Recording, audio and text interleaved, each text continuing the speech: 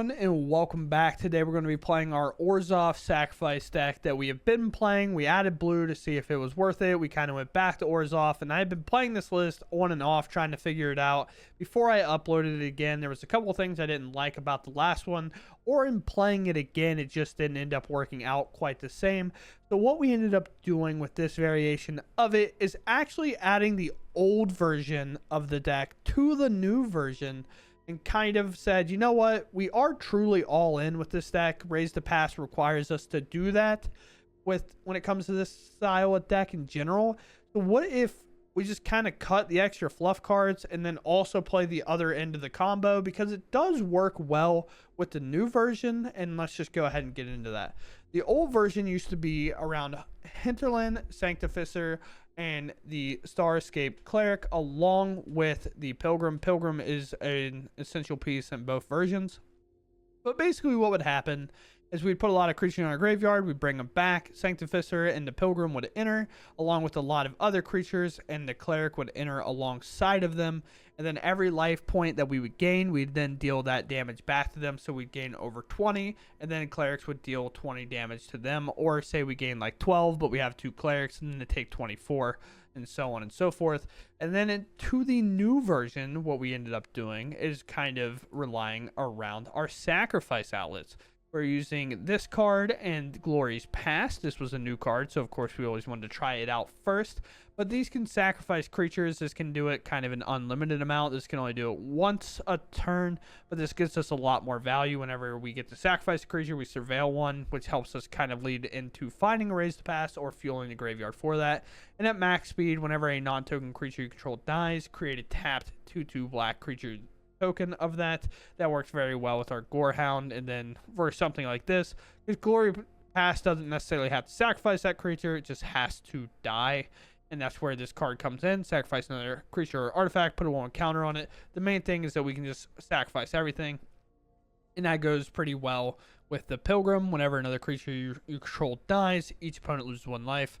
And then the Blood Witch, whenever a creature, this creature or another creature you control dies, target opponent loses 1 life, you gain 1 life. So what would happen is we'd put 10 creatures in play, we'd sack them all, Vengeful Blood Witch would then shoot them for all that amount. And with cards like Nesting Bot, it would make 2. With Glory's Past, it would make 3. Whereas like we would sacrifice Nesting Bot, deal 1 damage, it would make a Servo. Glory's Past would make a Zombie. And then we'd sacrifice both of those for 3 damage for the 1 initial creature. And then that would obviously do enough to get over 20 at the end. But outside of that, and kind of playing the old and the new combo together, we are playing with Nesting Bot, Vermin, Gorehound, Amalia for value, the Feast as our only removal spell, as again, no removal is better than player removal, and if we can combo, we don't need to remove a lot of their stuff. And playing too many instants and sorceries actually makes this deck a lot more clunky than it will help you actually win games, from my experience playing it. And then we play Raise the Pass, the namesake card of the deck. Return all creature cards with mana value 2 or less from the graveyard to the battlefield.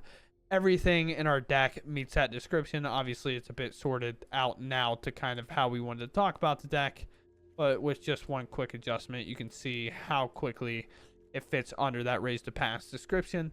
With that said, we're going to go ahead and dive into the games. I hope you all enjoy them. We run incredibly hot with the list. We actually end up going undefeated today, I believe. There might be a loss in there, but I do remember it was quite the ride. So with that said, let's go game. All right, here we go. This seems like the hand of hands, if we're ever going to have a hand like this. You get to play Gorehound, which is honestly kind of the best lead off that we can have with the deck, especially when a Nesting Bot comes in, because this has Menace, so of course it kind of always gets to make that contact that we want. Go into Swamp, go into Vermin Mill, all in whatever. We'll let that go as well, and we'll play a Nesting Bot. Land on top, I'll just go ahead and keep it for 1. Speed will go up. Things we have to worry about is a lot of discard effects, things like that, so have to be definitely a little bit worried about it. Nesting Bot obviously going to get hit from our hand. Ooh, nowhere to run, huh? Sure.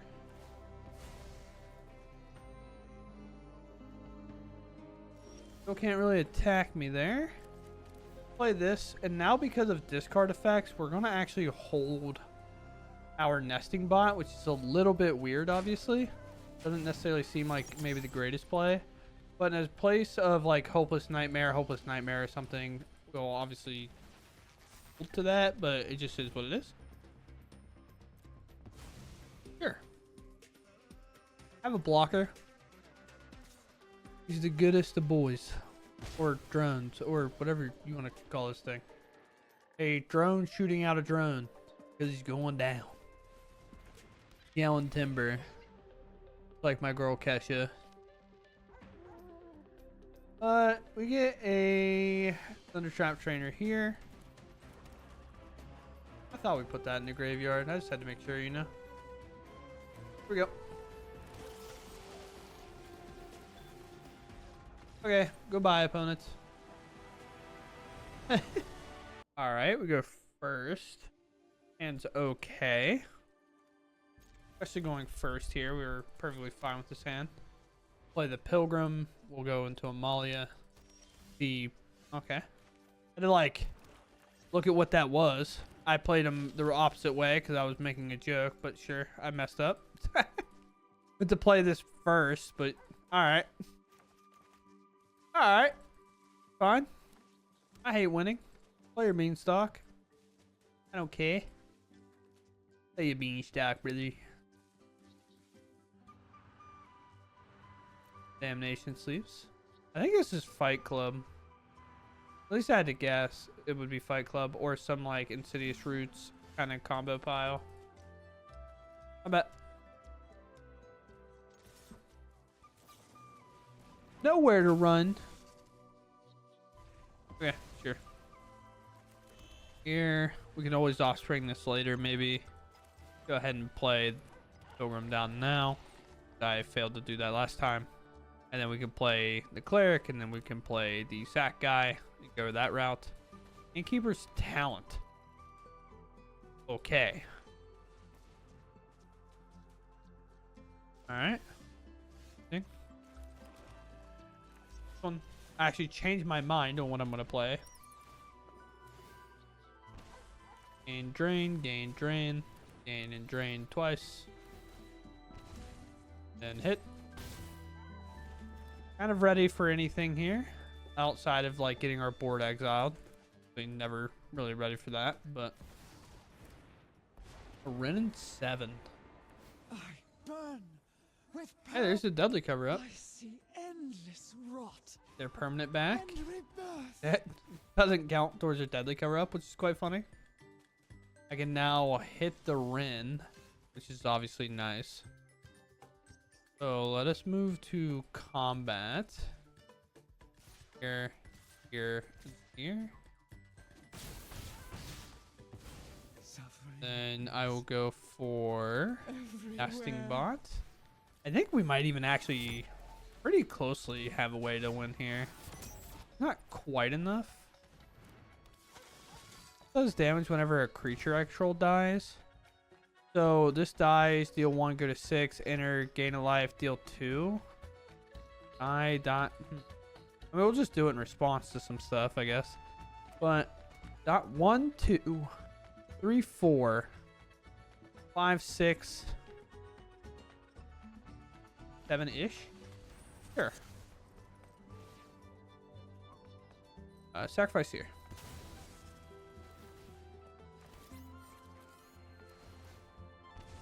Life, drain, here,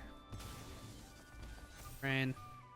It's going to be short by 1, so thankfully we didn't go for it, and they deadly covered up, and now they're going to lose because they will remove this. Because I believe that says another creature, right? Whenever another creature control dies, each opponent loses 1 life, so deadly cover up is finishing, resolving. And then that's going to come on to the stack and deal 1 damage for the win. Very cool. Yeah, I mean, we'll take that. I think they were the Vraska combo deck, actually, with Innkeeper's Talent. But with that win, we'll move on. Oh, boy. Oh, boy. I mean, our creature deck has 3 of the 8 spells. It's so hard. Gorehound's such a strong card in the opener. And with how popular things like open... Oh, no, dude. Not the Omniscient pile. It's over, team.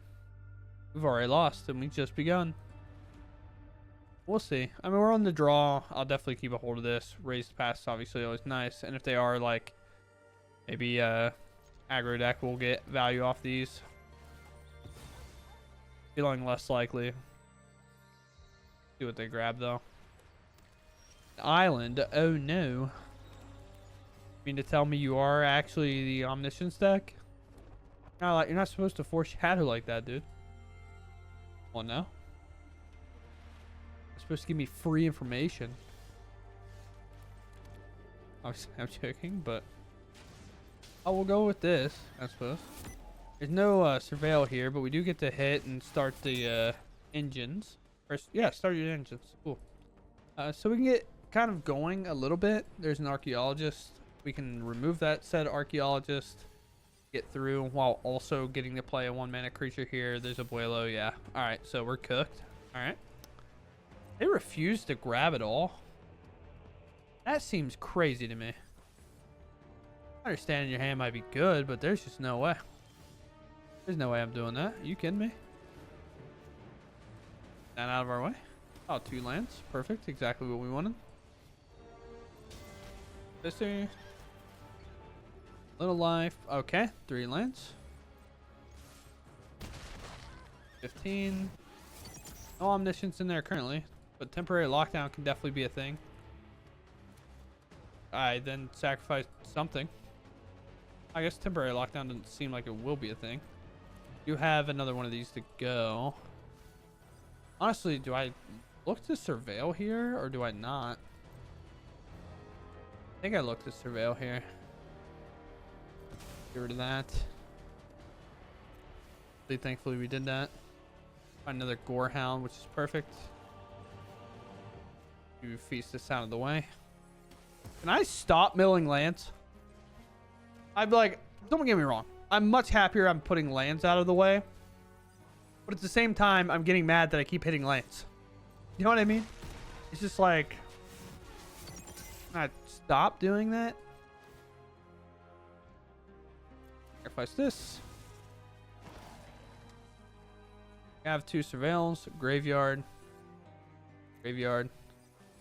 Like, it's one of the things where I'm happy I milled over the lands, right? But I'm also not happy I'm milling over lands. Sure. This.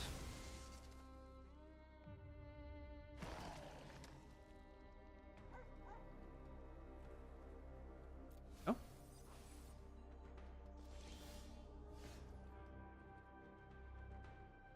So this is what? 3, 4, 5, 6, 7. Play that. That's 8. That's 9.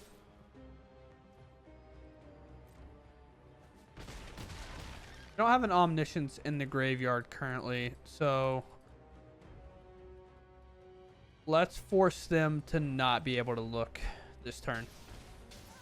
By casting Raise to Past, they have to counter Raise to Past. They can't let it resolve. Therefore, we're actually able to stall by 1 turn because they can't put anything in the yard. Right? So we have like a chance, like 1 more turn to close out the game before they get to.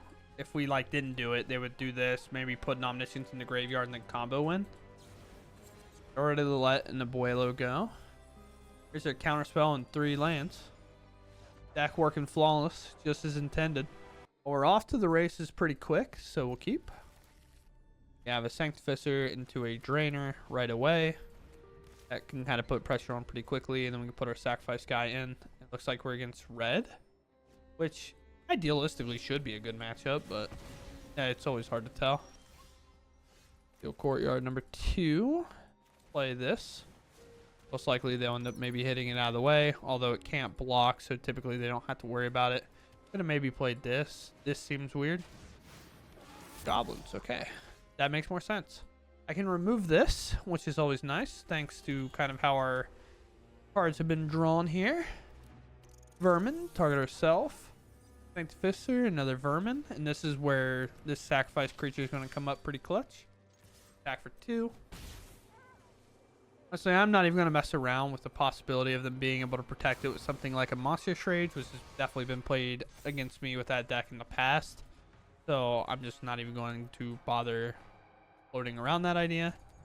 But we'll see what happens here. Maybe a Haster come down. Maybe the good old-fashioned new Goblin Legacy card. I think they're playing it there now. They go for 2 damage. They go for a Get Lost. It seems weird, but I mean, we're going to raise the pass and bring it all back, and we want the extra ETBs for life gain. They attack with the Fanatical Firebrand to chew up their speed a bit, but I think that might be a subtle mistake. I'll mill myself, and yeah, there they go. If Fanatical Firebrand was untapped, they could have actually shot my Cleric down. I think they could shoot this because this says sacrifice this creature, deals 1 damage to any target. Cleric can get hit there, and then all we really do is gain some life, even though that is pretty detrimental to the game plan. They're on 3 cards in hand. We have like a really nice board. We can sacrifice these at any point to remove creatures. Like here, most likely after all this is said and done, I am sacrificing one of these, getting rid of the Firebrand, so that doesn't actually happen to us. And then we always have a second one locked and loaded, and if something other than a Get Lost tries to get fired against us on this, like a Lightning Strike or something, we sacrifice more and keep it alive and then make it our big threat. But with that said, we move on. I guess we can always play Surveillant on turn 3. Go for Nesting Bot. Start the engines, which is a weird thing still for me to say. You know, it's just like such an awkward thing. There's a Heartfire hero. A little part of me wants to just hit that. Will they block? I don't know. Could also play this, then play the Vermin. I don't know if that even works. Let's attack for speed here. That's down and out. Go ahead and play this. The Death Toucher, so even if I have to block and I lose our Death Toucher, again, we're the deck that doesn't really care that much that our creatures die eventually. Common occurrence for us, and it's like pretty much warranted and wanted. But in a situation like this, it's obviously a little bit more frustrating, maybe, where a double strike scenario comes in.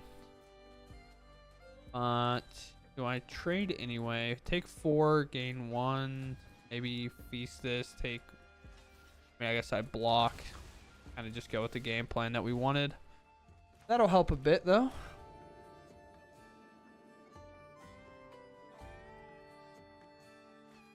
Gnawing Vermin. Let's feast. Honestly, Manifold Mouse is the much harder creature to kind of deal with. There is one of those that's hard, and then we'll keep both of these back.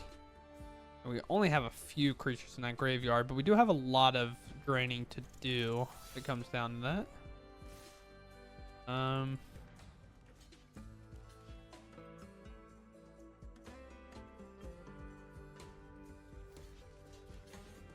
Look at this. And Monstrous Rage the Challenger, they lose the Heartfire hero. Or they Burst Lightning. Okay, that's actually even a better scenario for us. Now it's gone. Nesting Bot comes back, so now we have a blocker here. We'll take 1 extra damage. I mean, if I told you we were at this turn sitting at 17, I feel like most people would rally behind that and be like, yeah, we're doing well.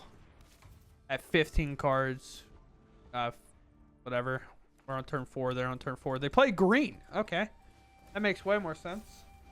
Why I didn't feel like the turns were as aggressive as they could be, you know? Every time, dude. Why not? Why not a Monstrous Rage every single time you target it? It's almost automatic at this point. I want this to be able to actually attack and hit them for a speed count. Alright, well, I guess we'll get it anyway. Yeah. Maybe I could have absorbed a little bit more, but that's okay. That's okay. Gorehound, unfortunately, you're going to have to sit on the sideline for a second, buddy. I'm going to lie to you. Mill 2. Gorehound goes down. Gain, drain, gain, drain, gain, drain. going quite the ways up. Then they're off. I mean, we almost just won. And technically, we do have the win on the board. So I will attack here. And if you don't know how we have the win on the board, the Pilgrim does damage on creature exit as well. So, barring they burn our Pilgrim first, or whatever, they will have to double damage, deal 26 first somehow. There's just no way. And I think we are doing our challenges now. Getting our red-green cards cast. There's nothing they can do. And they concede. Very cool. Very cool. We move on. All right, we get to go first. Pretty okay hand here. I almost want to surveil first, but I know Gorehound's to play. Because we can, again, always surveil on turn 3. I said that last game and then ended up not surveilling on turn 3, which is quite funny. With 2 Feast, which every time I've had one of these, I've had like 2 in my opener, I believe. I could be wrong on that, but it just feels that way. Honestly, best draw is like probably second Gorehound. Hopeless Nightmare is to play. Get rid of a Feast. It's definitely not best draw. Vermin. Honestly, Vermin mills more by being played off the top than just putting it in the bin from there. Because then I can put this in play, mill 2, also surveil, and then feast. Honestly, it's one of the plays. I don't even think I've been making that play too often. Which is, like, now that I think about it, there's no way that that play has not come up in the past and I didn't make that play. Or, what am I trying to say? There's no way that this is the first time I've noticed that play or should have noticed that play. But I'm pretty sure it's the first time I've noticed that play. And that's kind of annoying. Let's get rid of this. Don't mess around. Then we'll fire off a lot of mill here. Then hopefully we can leave a land on top. It's untapped. Yeah, we can. And then we attack. The reason we leave a land on top is for the Hopeless Nightmare pickup and replay. So we can then cast our Raise to Past. Although, wow, is it bad? It's not good. It's not good at all. It almost feels not worth doing. I honestly think, to some extent here, I shouldn't do it. But let us move to combat. I have nothing, dude. There's nothing in there. If they bounce a creature here, I'm 100% just like not doing it. Please bounce the Vermin. That'd be so kind of you. Nowhere to run. Remove the Vermin or the Gorehound? Gorehound's removed. Okay. Vermin hits. Now with a Gorehound going to trigger a couple of times, I'm definitely down to do this. This are gone. Molly is pretty good, but I don't really have a way to gain life, so she's gone as well here. Pass. Let's see it, boss. What do you have for me? And at number 4, Kaido's possible. During Curiosity is possible. As Kevin Garnett once said, anything is possible. I'm making like all sorts of references. We called out, I guess not called out isn't the right word. We made it, we made like a Kessa shout, which is kind of funny. Go ahead and hit this surveil button here.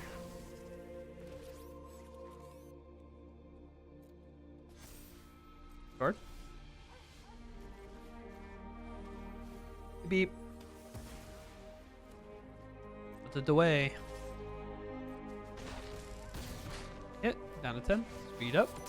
Move on. We have quite a bit in there now. Not greatest of all time. The Quag make it look like there's a bit more in there to kind of scoff about, but there's not. There's a 1/1. Nowhere to run, or yeah, nowhere to run, pick up, maybe cast, remove, which is a little bit tough. I will sacrifice most of my board to keep my my good old-fashioned creature around. Sanctificer down.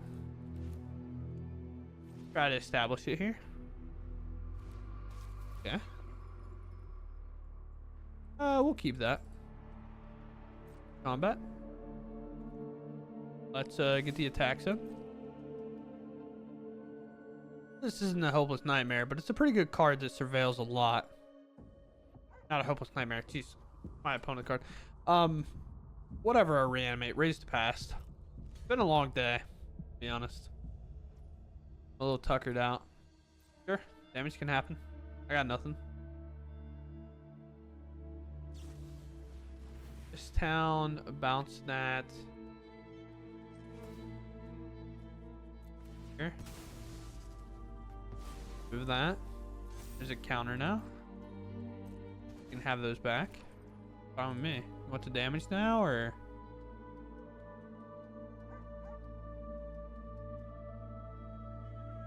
It's a little bit awkward now, huh? Now my speed's higher. Obviously, we're going to invest in keeping this around. Sacrifice this token. 5-4. It'll deal 2. Or I guess it won't deal any because they did the thing, I guess. But sure. You're here. You're ready. You're primed. You have a bounce spell. Once again. The old-fashioned, this town ain't big enough. We collectively just say, let's just like execute this card. Let's get Hopeless Nightmare out of here. Not Hopeless Nightmare. Let's get this out of here. Let's get Heartfire Hero out of here. Let's get Gorehound out of here. Get these things out of the format, you know? That is fine, I suppose. I'm bet. I know they're at 7, but letting Kaido stay around is an insane idea.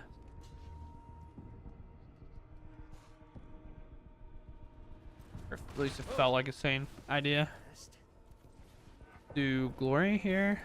Maybe I did that wrong as well. What am I, like, why am I misplaying so bad?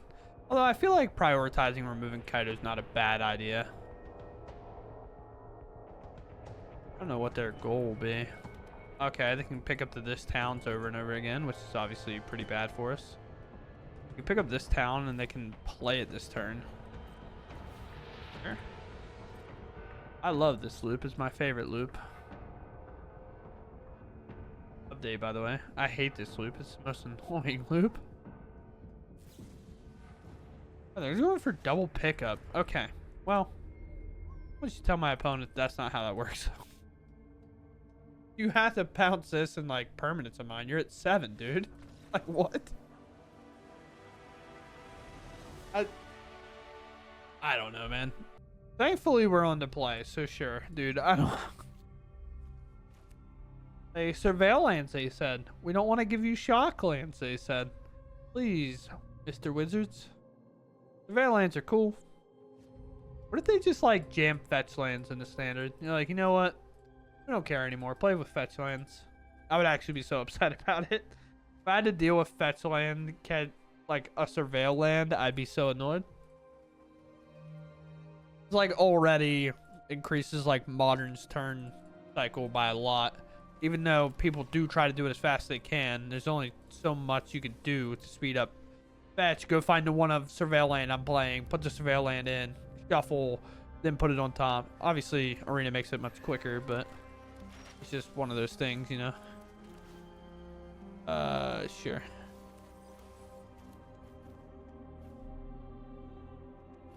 This one. 2 creatures in the yard and 3 surveil lands in a row. I feel pretty okay. All right. Okay. Sure. The speed's increased. This first. So we pretty much want anything in the graveyard that's not a raised pass or a land. We're about 15 in already. Got there pretty quick. I mean, no lands hit is kind of wild. That means our land draw chances are going up significantly. But we do get to play Sanctificer into the Cleric, which is nice. Here, sure. Pick that back up. Ooh, a land hit. Huh. Is it Sanctificer into Cleric, or is it just Quag that? I am afraid of Kaido. I will say that much. And it was definitely a card that I am concerned about. Still no raise to pass hit, so thankfully we're still in line with that. And still no other land hit, so like we are in the epitome of if we ever draw a raise to pass now, the game's just over on the spot, I think. I guess is not. Well, sort of is, because if they ever wipe our board, we have 3 or 4 sources of drain. We have 3 sources of life drain. It just feels, I don't know, impossible to lose that. Maybe impossible is a bad word, but it doesn't feel like the chances are all that high. Okay. Offspring here.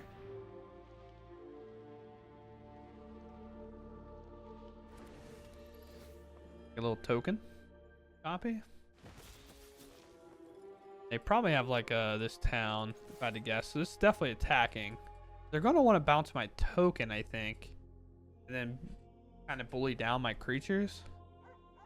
Really do just have to kind of rip the band-aid off. Well, this is definitely going to target the cleric then. Sure. We have 11 creatures. The main issue I'm going to have is we're either probably drawing lands for the rest of the game or drawing a raise to pass somewhere. And if we don't do either, we're in trouble by a lot. But Kaido's definitely an option. Our 1/1's definitely probably gone. This one anyway.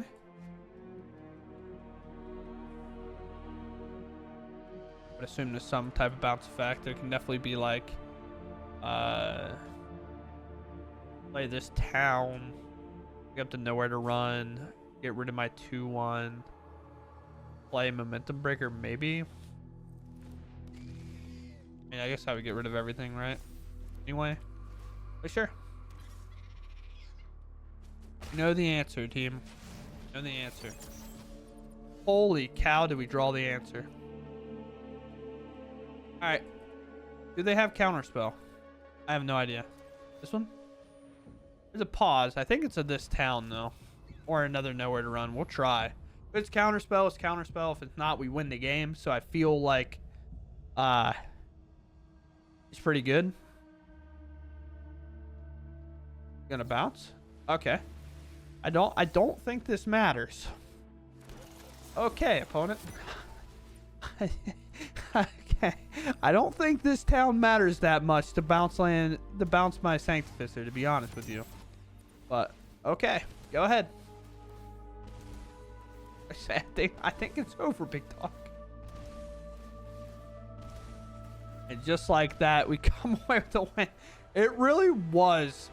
It really was, with that many kind of creatures hit into the graveyard. It was either draw lands for the rest of the game or hit a raise to pass, and we immediately hit the raise to pass, and it just goes to show like how far along we were. And the reason why it's even more over than what it seems, we get to activate this turn. We just sacrifice this. They take 1, 2, 3 more damage, and then another creature will actually enter the battlefield, which will say whenever a creature dies, it's actually way more than that.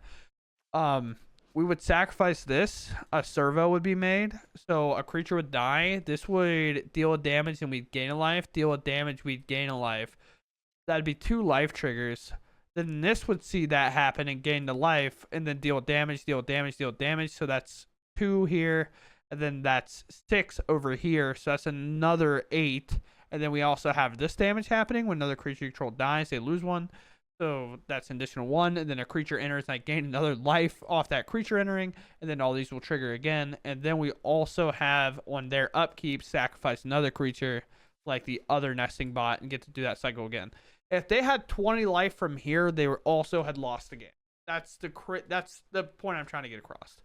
All right, here we are, and this ended up being kind of the variation I settled on. I had like this weird... I tried the 2 lists that I had played previously, and I just could not get it to work. I'm not entirely sure why, or whatever the reason. It just wasn't kind of going that well for me. And I said, you know what? What if we just mesh kind of the old version that we used to play with kind of the new facelifted version that we get to play now, where this is kind of in both lists. These got cut from the new list. This is also played in the new list. and then we get to kind of put these in and run that route. Maybe the nesting bot matters a bit, but we also added in Amalia, and then we play like this, right? So from here over was kind of the old pile that we were on. And then the Aetherdrift came out. This is the pile we are now on. And instead, I kind of just said, it feels like I'm able to like live in a lot of these games. I can set up a lot of things and cause a lot of problems. What if I just kind of play as many combos in it as I can, in a sense where we have clerics that can gain life and deal damage, and then whenever creatures are dying with this on the battlefield, we are gaining a life, dealing damage, and kind of synergize them super well. And also add in another 1-drop that just has a lot more value, like the Sanctificer. We like the one that when it dies, it scries and makes a treasure. But I feel in Besta one, it's kind of like, it's honestly, it's really good. I don't even want to say it's like a bad, it just didn't make the cut. I really wanted to see if Sanctificer was just better overall, and it kind of feels that way, especially if we ever did get to put the Amalia in play after. I know we have a lot of 2-ofs, which is typically like a bad sign for a deck, because typically 2-ofs mean, well, we don't know what we want to play, so we're going to kind of try everything until everything figures it out. But it felt fine. We played 3 of these just because it's a little bit more valuable, and we only need to find this guy whenever we're ready to win the game, or we'd kind of do the thing we did that matchup where we sacrifice a lot of things just to make this larger, cause a lot of problems in those situations. And then same with the Sadistic Pilgrim, kind of the harder card to cast when we're playing that many basics, so it's a little bit weird with this card. On turn 2 a lot of times, same with the Amalia, I guess you can argue. So it's just about the weirdest pile in general. I think cards, if you're looking to maybe adjust this, kind of play it yourself, maybe, exact way I have the list constructed. My dog is, what are you doing over there? But maybe, you're like, I don't know exactly what I want to play. I don't know if that's the exact list I want to play. Outside of most of this kind of nonsense where you add some configuration of what you like, I think Gnawing Vermin is a must, even though it is a blind mill. It helps so much getting started. And sure, maybe you'll flip over Raise the Pass and that'll cause you to lose. But at the same time, the amount of times this will help you win by getting a lot of stuff in there early, it's just too important. And not playing blue with all the kind of super mill cards that we can play in blue, we kind of need something like that. And this definitely fits that role, along with like a Gorehound. I think these 8 are a must, outside of obviously Raise the Pass, the combo kind of card. And then I think Quagfest or Feast is also a requirement in this deck. I think a removal spell that involves putting extra cards in our graveyard is just too good to pass up overall. So I definitely enjoy playing this card the most in that situation. But outside of that, it's kind of up in the air what you should be playing. Realistically, this Pilgrim's most likely always going to be in the deck, and at some amount of Blood Witch is going to be in the deck, but this little pile over here is definitely where you kind of have to fudge the numbers. I think Nesting Bot might be the most cuttable card. There's a couple other Start Your Engine cards that are good as well. But typically, anytime this comes in, we're always going to be putting them on 2 immediately, which is kind of the same scenario with the Nesting Bot, as like if we play a Gorehound, we can't hit him that turn. We hit him on turn 2 whenever we play the Nesting Bot, so we end at 2. If we play this on turn 2 and then Gorehound hits them, then we're still at 2. Nesting Bot didn't really put us ahead any, but we would like the 1-drop, so we have more kind of 1-drops to go with Gorehound. But maybe, like, now I'm thinking about maybe this is the trim to kind of tighten up some of these numbers if you want, or add another 1-drop. Not really sure. It's a weird conversation to have when it comes to this deck. But that said, I hope you all enjoyed the video regardless. And like I've always said with this deck, the best part about it overall, even if maybe at the end of the day it finds itself not being the most competitive, outside of this variation of the list, it's actually pretty affordable when it comes to kind of rare mythics, wild cards, etc. As like the lands are expensive, of course. You don't even have to play these if you really don't want to. You can play some other things. But that said, commons, uncommons, rares, kind of lower on that end, and then obviously the lands are there as well. But with that said, I hope you all enjoy, and I'll catch you next one. Thanks for watching, and goodbye.